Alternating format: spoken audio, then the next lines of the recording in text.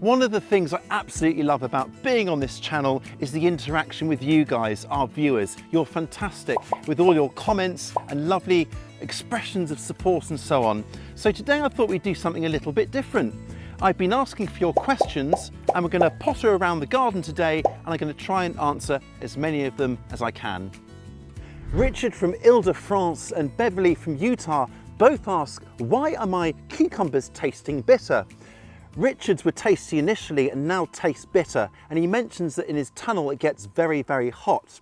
Well, the compound responsible for bitterness is called cucurbitacin, and it's usually found in the stems, leaves and roots of the cucumber, but it can migrate to the fruit when it's really, really hot or because of irregular watering and severe temperature fluctuations. We've had quite a hot summer and I suspect it's been as hot in France and Utah as it has here. So what's happened probably is that the fruit has got increasingly bitter with the increase in temperature. The solution is to try and get good airflow and to water consistently so your cucumbers are never left wanting for moisture, and mulch around them as well to keep that moisture locked in. In future, keep a lookout for varieties called burpless varieties that are specifically bred to be less bitter tasting because they produce less cucurbitacin. And here's a little tip, Richard and Beverly, that you might find appealing, is to peel your cucumber, especially at the stem end, because that's where it tends to be the most bitter. Corey from New Jersey asks, what should I do with my spinach bolts? Should I cut it down to ground level or can I harvest the leaves? Well, this is my chard, a kind of relative of the spinach, and you can see it's bolted, but the leaves are still perfectly edible and have none of the bitterness that you might get from, say, lettuce that has bolted. So my advice is to keep picking those leaves from the spinach even when it's bolted, but you will get to a stage where it's just flowering so much and the leaves get progressively smaller that you'll just have to call it a day and lift it up and re-sow. Remember, spinach grows really quickly, so it's always worth keep on sowing every 2 or 3 weeks to get a succession of lovely leaves before they bolt. Esther has a question about water management. She asks, am I hosepipe free to water my vegetables? While Joe from Yorkshire has a similar question, how do I cope during a hosepipe ban? Well, my system is quite straightforward. I fill up my water butts here with a hosepipe connected to the mains water, if there isn't enough rain that is, and then I just dip in my watering cans and then water using them. Now the logic here is the flow from a watering can is a lot faster than from a hosepipe. We're actually going to get a hosepipe ban on Tuesday, and for those that aren't familiar with what that means, it means I can't use a hosepipe anymore. However, do check locally, because in my water region I actually can if I'm going to water my vegetables. So just read up and see what the rules are in your area. But if you absolutely can't use your hosepipe, then just go back to the good old things like mulching and watering really deeply. And yes, it will take a bit more time, but prioritise your water for the thirstiest plants. And I find that whenever there's a hosepipe ban, well, that's when the rain finally starts. Tristan from New Hampshire has just got a greenhouse and asked, what should he grow in the greenhouse and what should he avoid? Firstly, Tristan, congratulations. A greenhouse will definitely increase your growing season and give you a lot of options. It's a lot of fun. Now in mine, I tend to concentrate on warm season crops that like it nice and warm, of course, and that are high value. So things like tomatoes here, peppers, both sweet and chili. I've got melons there, some lovely basil, anything like that, eggplant or aubergine. You want things that are going to really bask in that heat that you can't grow so easily outside. Now, the things that you can't grow, I would say in the heat of summer, things like most salads like lettuce and maybe spinach and so on, a lot of kind of cool season crops like brassicas might struggle, especially if it isn't very well shaded. They might get a bit of sunburn as well. It's really useful in the greenhouse to start off seedlings and so on and cuttings early on in the year, so I think you'll find it a huge resource. Matthew from the UK asks, do you worry about plastics in your soil? I'm always finding bits when I'm digging. Well, Matthew, I have the same issue here, and I've just scratched around this little bit here between these parsnips and found 2 little bits of plastic, something hard and a bit of bag it looks like there. Now, this stuff has come from the council, from municipal garden waste, and I think there's a lot of impurities that get into it from that. My advice is to not sweat it too much. There's plastics everywhere, unfortunately, and we can do other things to avoid plastics in our diet by not microwaving in plastic bowls, for example. But in the garden, I think the best way to avoid plastics is to make your own compost. I like to make as much of my own compost as I can. And for anyone that wants to get started with making compost and doesn't quite know where to start, I'll link to our video on that in the description. Lauren asks, should I support my asparagus ferns or just let them droop? It won't be until next year that I can take a harvest. Well, Lauren, I don't bother here. They kind of stand up as they are, but if they do flop over and they're covering surrounding crops, then you can always stick in a stake and just gather all the fronds together and tie them to keep them together. But if they're not causing an issue, just let them droop. Danny from steamy Savannah in Georgia is growing peas and beans along with other things, but he struggles with his peas and beans because they wilt in the heat, even when he sows them in kind of late fall. So he asks, are there any alternatives that can cope with the heat? Well, yes, there are. Southern peas or cowpeas are your go-to, and things like Crowder peas or black-eyed peas are examples of those. They're both really drought tolerant and, more importantly, can cope with the heat. In fact, they thrive on it. As for beans, you could go for asparagus beans or yard-long beans. Olga asks, how can I avoid blossom end rot? Olga, this is quite a common problem with tomatoes, and actually you can see here, somewhat embarrassingly, they've happened to mine as well. Now, part of this is a lack of calcium, but it's not lack of calcium in the soil, it's probably intermittent, irregular watering that causes these issues. If you look over here, these tomatoes of a different variety are absolutely fine. So one thing you can do is look out for varieties described as resisting blossom end rot. But what I need to do now is I need to get on and feed these with a proper tomato feed. I've been growing them in this potting mix here, and I thought there were enough nutrients for now, but clearly there aren't. So I'm going to go in, feed them regularly with the tomato feed. That should give them enough nutrients. I'm going to feed them and water them more frequently as well for more consistency, and this problem should disappear. Look at these beautiful stripy cinnabar moths on this ragwort here. They're just beautiful, aren't they? But Shal from Canada asks, have you got any tips for getting over touching bugs? I get super squeamish, especially with earwigs. Well, Shal, I had exactly the same thing with spiders. I'm still a little bit arachnophobic, but I used to really flip out when one ran over my hand when I had them in the potting mix, for example. But gradual exposure has got me more used to them. In fact, bugs like these cinnabar moths and many of the little bugs we see in our garden are so good for the ecosystem, and it's the sign of a garden that's alive and healthy. They're so important for just pollination and keeping our crops healthy. And when I think of all the good things they do, well, it fills me with wonder. So I just say, just spend time with them, don't worry too much, just think of all the goodness they do, and I promise with time you'll actually get to love them.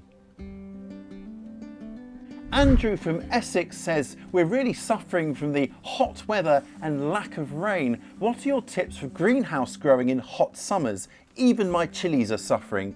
Well, Andrew, I feel your pain. I much prefer it when it's cool and damp, so I've really not enjoyed this summer. But my tips for greenhouse growing are to, well, of course, open all doors and windows to get a good through flow of air. You can also put shading up. I'd recommend putting it on the outside. Netting is good because it's just throw it over and it casts a nice bit of shade, or you can paint on shade paint, of course. I've also heard that covering windows in yogurt can help to greatly reduce the solar insulation. Another tip is to splosh water on any hard surface in your greenhouse. Now, this won't cool things down, it'll make it quite steamy, but it'll help your plants to better cope with that heat. And if it's really hot, well, hopefully you can move things like chilies outside if they're in pots and just let them bask outside. And of course, make sure that your plants are kept consistently watered. And if you can put down some sort of mulch over the surface of the potting mix or soil, then you're onto a winner.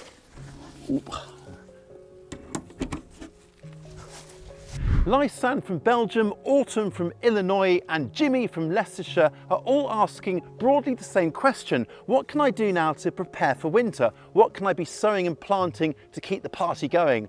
Well, guys, I think that there are lots of things you can plant and sow now. For sowing, there's still time to sow things like kale, spinach, as well as kind of winter hardy salads like lettuce and rocket or arugula and so on.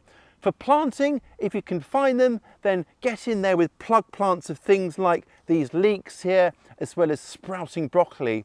Something else I like to try later in summer to give me a crop and kind of autumn time is second cropping potatoes. I've got them growing in my buckets over here, and I'll make a planting about now with some new tubers to give me a crop later on in the season. And then as autumn progresses, you can get on and sow things like fava or broad beans and garlic to enjoy next spring and summer. Samuel from Norway asks, is there a way to make worm castings on the ground without having to sort of buy in any worms to get it all started? He doesn't want to have any external inputs, he just wants to get on with it. Well, yes, there is, but first of all, let me tell you about worm castings. They're just the kind of product of worms, the kind of poo, if you like, and they're full of really, really good stuff, supercharged with nutrients, and they're so good for your plants. When I went to see Charles Dowding's garden, he had a little setup just on the ground, like you explained, with half decomposed material and kitchen scraps that were then covered with a tarpaulin. And in there was a writhing mass of wriggly red even worms that help with that composting process. And he used these worm castings to then help make his own potting mix. It's really lovely stuff. I'll link to that video down below so you can have a look, but the worms will generally find their own way in. It's like when you start a compost heap, so you can, over time, just have this going on the ground with no external inputs. Joe from Stockport asks, do you have any advice for keeping Rosie, this dog here, out of your beds? I've got a Chihuahua that digs up my lettuce and keeps pinching my strawberries. Joe, I feel your pain. I have Rosie here nicking my leeks. That's the only thing she seems to nick. But I just put this kind of thing up here to keep her away from the plants I'm trying to protect. My big nemesis here is pigeons. Rosie is the least of my problems, but just covering things is the only solution, to be honest with you. Rosie in northern Scotland, what a lovely place to be, is asking if there's a fruit that can bridge the gap between gooseberries and apples. Now, she grows quite a lot of her fruit. She's got rhubarb and strawberries in the polytunnels from about May, and then she has her gooseberries in July, and then it's her blueberries and apples, I think she said, in August, but there's a gap in between. Well, I reckon, Rosie, that currants is what you're looking for. These are my white currants here, and these are a perfect bridge. They crop about 2 to 3 weeks after my gooseberry bush just here, and they're before my apples, so I think that's what you're missing. Black currants are my absolute favourite. I made a lovely cordial with them, but I also grow red currants and these white currants, and I think, well, you're onto a winner with these.